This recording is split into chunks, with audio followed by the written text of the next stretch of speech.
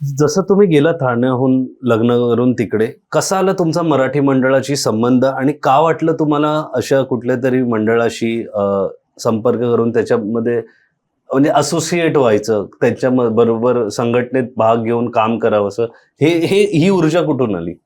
अ, आता खरं सांगायला म्हटलं की मी अशा फॅमिली बॅकग्राऊंडमध्ये मी बिलॉंग करते जिथे माझी आई स्वतः सोशल वर्कर आहे बऱ्याच वर्षापासून.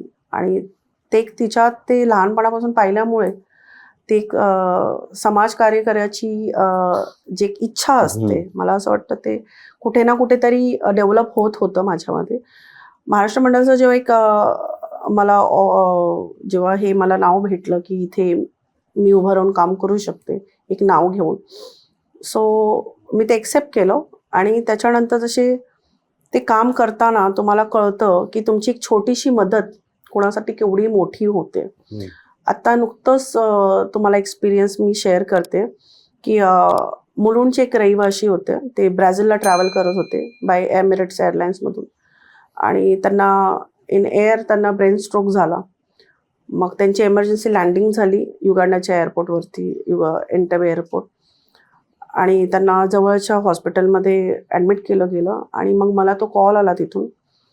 आणि इथे मी तुम्हाला अजून एक कौतुक सांगायचं हे झालं की जेव्हा आपण इथे असतो भारतात तर आपण भांडतो की तू गुजराती मी मराठी, पण त्यावेळेस तिथून मला एक व्यक्तीचा कॉल आला.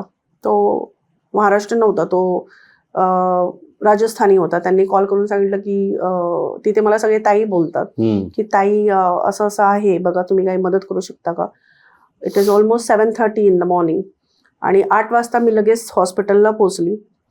त्यांना पाहिलं, त्यांचा नंबर वगैरे घेतला, त्यांच्या घरी कॉल केला, त्यांच्या मिसेसला आणि त्यांच्या भावांना कळवलं.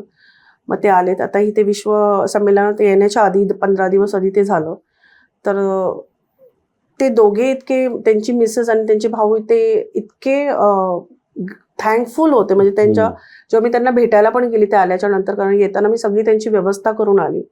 म्हणजे त्यांचं तिथे राहणं, त्यांचं जेवण, कारण दे वॉज स्कॅर्ड की बाबा आपण, म्हणजे ते निघाले कुठे होते, ते चाललेले ब्राझीलला. आणि ब्राझीलवरून ते आले कुठे, युगांडामध्ये, विच इज काही ते प्लॅन मध्ये नाही. आणि दे गॉट ब्रेन स्ट्रोक. आणि असं फॅमिलीमध्ये कळल्यावर एव्हरीबडी वॉज क्राईंग. आणि मी त्यांना फोन करून इथून समजवते की तुम्ही काही काळजी घेऊ नका, तुम्ही ये. सो मी आहे. मी तिथे सगळ्या डॉक्टरांशी बोलली. तिथे even again in that hospital आपले मराठी डॉक्टर्स होते. त्यांना मी कॉल केला, त्यांना सांगितलं आपला मराठी माणूस आहे, जरा काळजी घ्या. तर ते म्हणाले हो हो मी करतो. आणि त्यांनी लगेच मला फोन करून सांगितलं की ताई तो एकदम म्हणजे काही टेन्शन घेऊ नका, परत स्ट्रोक येणार नाही आहे, औषध चालू आहे वगैरे वगैरे. त्यांनी सगळी अपडेट दिली.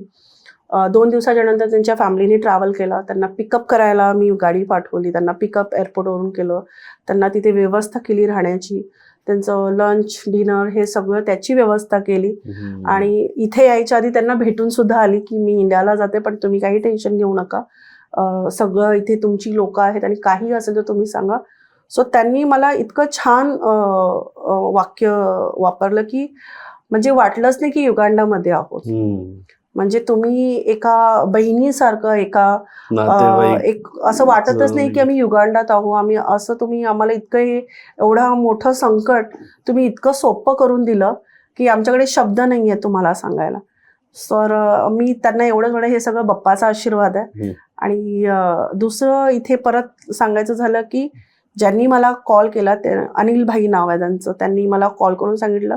आणि त्यावेळेस जेव्हा मी फोनवरती डिस्कस करत होतो की आता ती फॅमिली इंडियावरून येते, त्यांना कुठे ठेवायचं, कसं करायचं, ते पटकन म्हणाले की ताई मी माझ्या घरी ठेवतो त्यांना, काही हरकत नाही, माझ्याकडे एक रूम रिकामा आहे, 3 BHK आहे माझा, मी माझ्या घरी ठेवतो. So I was so surprise and happy also की आपण इथे भांडतो की तू हे आणि मी ते, पण जेव्हा भारताच्या बाहेर हेच आम्ही लोक तिथे असतो तो 1 सेकंडचा पण त्यांनी विचार नाही केला. आणि त्यांनी सांगितलं की मी माझ्या घरी जितक्या दिवस त्यांना राहायचंय ते माझ्या घरी राहू शकतात, काही त्यांना हॉटेल बघायची गरज नाही. सो मला असं वाटतं हे प्राऊड मुवमेंट होता त्यावेळेस तिथे की म्हणजे आपण माणुसकी बोलतो पण ती बघायला पण भेटते जेव्हा आपण अशा असोसिएशन थ्रू किंवा आपण एक सामाजिक कार्य करायला निघतो. अशी परिस्थिती आली की मग खरेच रंग बाहेर येतात. Yes yes yes. सो ते पाहून म्हणजे इतकं आवडलं ना, मग तुम्हाला कुठेतरी संतुष्टी सुद्धा भेटते की जगात अशीही लोक आहेत की ते पुढे येऊन करतात. हम्म.